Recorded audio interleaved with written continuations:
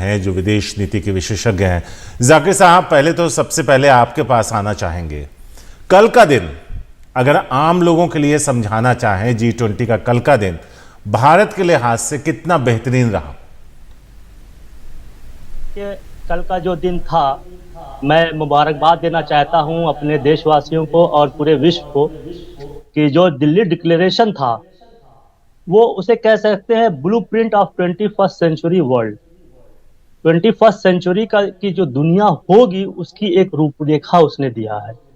वो सिर्फ एक कहते हैं कि एक कंट्री के लिए नहीं है, बल्कि हर कंट्री को अगर ग्रो करना है, उसकी समस्याओं से निपटना है, समाधान ढूंढना है, भविष्य का रास्ता तय करना है, तो ये जो 83 पॉइंट का जो डॉक्यूमेंट है, इसमें सारी चीजों का बहुत ही विस्तार पूर्वक सिर्फ डिस्क्रिप्शन नहीं है बल्कि एक्शन एबल प्लान भी दिया गया है।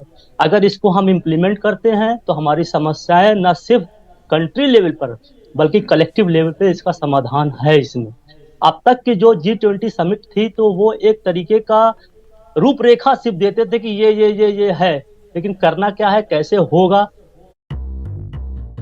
Go kiddo, leave no piece unturned. Yes, you too. Climate change का हो, क्लाइमेट चेंज की बात खूब की जा रही थी, लेकिन फाइनेंस नहीं था, लेकिन कमिटमेंट नहीं था।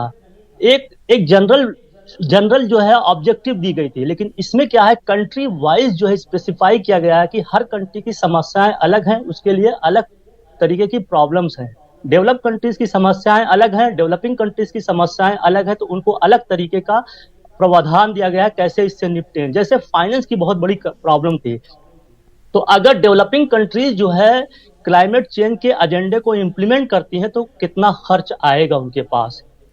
5.8 to 5.9 ट्रिलियन डॉलर जो है, अगर इन सारे पर्यावरण के मेजर को लागू करते हैं 2030 तक इनको जरूरत पड़ेगी।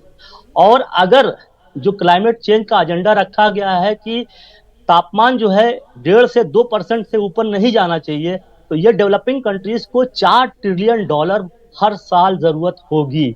अब इसके ये कौन देगा? कोई तो आने के लिए तैयार नहीं है, सब जो है अपना पैसे की वसूली चाहते हैं। पैसे का रिटर्न क्या है? Money matters.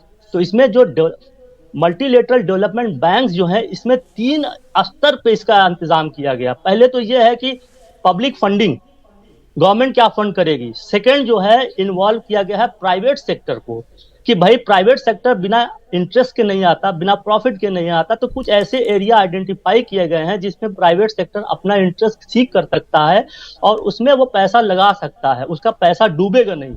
और तीसरा जो है, मल्टीलेटरल बैंक जो है कंसेशनल रेट पर जो है ये जो है लोन दे सकता है। तो इससे कुल मिला के अगर हम देखें तो करीब 80 ट्रिलियन डॉलर का ये है। 2050 का जो जीरो कार्बन की बात की जा रही है, 80 ट्रिलियन डॉलर का एक एक्सपेंडिचर आएगा अगर हम जो है 2% का तापमान रखते हैं। तो ये 80 ट्रिलियन डॉलर के लिए हमने मल्टीलेटरल डेवलपमेंट बैंक में प्राइवेट को इन्वॉल्व किया, पब्लिक को इन्वॉल्व किया और लेंडिंग फैसिलिटीज भी दिया।